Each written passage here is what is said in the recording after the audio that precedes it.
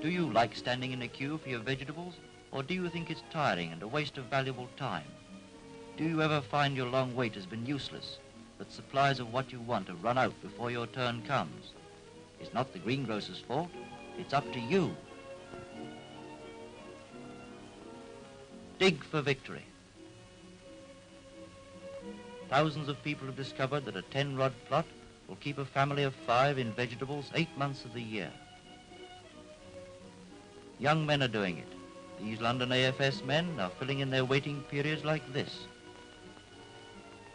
And young women, these girls are using part of their lunch hour to work on plots in their own factory grounds. Old men, even at 83. And children, growing food is part of their school routine nowadays. For they know that food is just as important a weapon of war as guns. Have you joined the ranks of this great new army that's helping to win the war by helping themselves to good food? You may not be lucky enough to own an ideal kitchen garden like this, but the flower garden will grow beetroot just as well as begonias. And it's more fashionable too nowadays. There may be room for vegetables on top of your Anderson shelter, or in the backyard, or even on that flat bit of roof. Even the asphalt playground of a bombed-out school has been turned into a flourishing allotment. So you see, you can nearly always find somewhere to dig. You know, it only takes an hour or two a week to keep a 10-rod plot cultivated, and you can all lend a hand, women and children too. Perhaps you're only making excuses. Perhaps the real trouble is you think gardening's a bore. We're going to watch an old hand for a few minutes, and if you get any pleasure out of watching his skill, you'll get a lot more in learning how to do a good job yourself.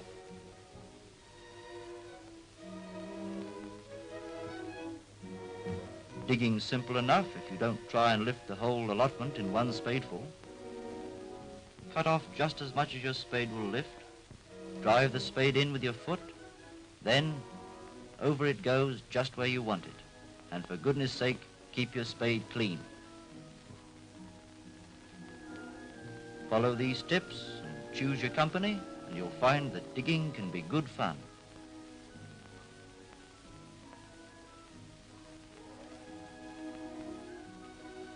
The exciting time comes when the first seeds must be sown. The ground must be level, and it must have what gardeners call a fine tilth. And the old hand treads the ground to fill up any hollows.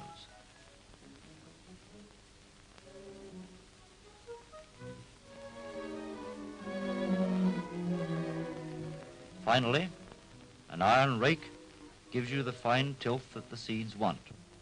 That's one of the pleasures of gardening, using the right tool for the job and using it in the right way. To make the seed drills, a hoe is the tool. Use it in short strokes to throw the soil clear. Tread on the line to make sure your hoe doesn't shift it. And this is the proper way to cover the seeds in the drill.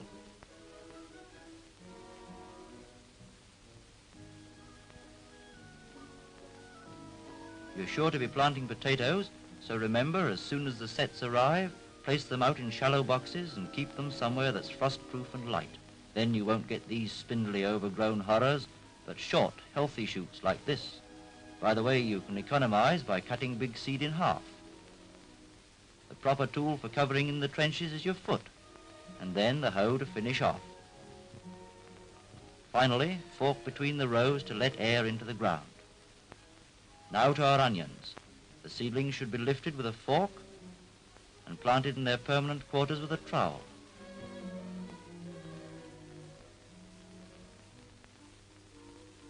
You use a fork for lifting cabbages and plant them with a dibber like this.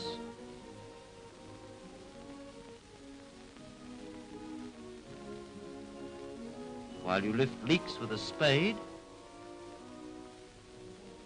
and plant them with a dibber. You see, there's a proper tool for every job, and they needn't be expensive, especially if you borrow them from the man next door. A draw hoe is best for fairly widely spaced crops, but a hand hoe is ideal when you're working with plants close together. And when it comes to the wide open spaces between rows, a Dutch hoe is the thing.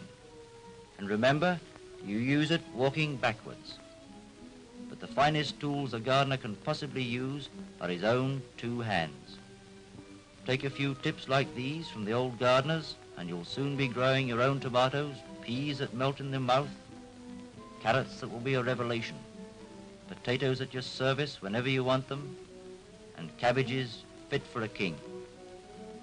There's a bit of ground waiting for you somewhere, and surely isn't an hour in the garden better than an hour in the queue?